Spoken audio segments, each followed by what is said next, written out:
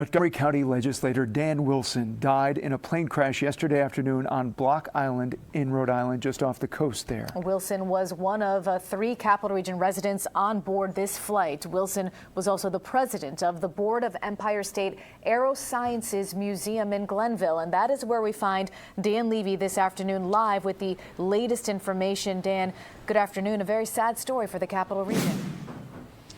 Very somber day here at the museum and throughout the Capital Region. Sabrina, Mark, good afternoon to you. I can tell you that the folks here at the Empire State Aerosciences Museum are still in shock.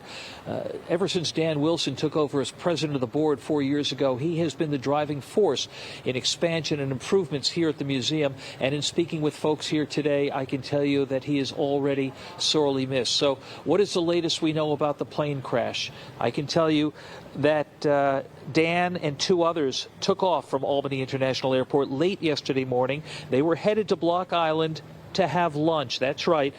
According to people I've spoken with, that is something that Dan would do quite often, just fly someplace to have lunch. Just after noontime, though, on the 3rd attempt at landing on the short Block Island runway, the Piper Cherokee ran out of runway and crashed into the trees.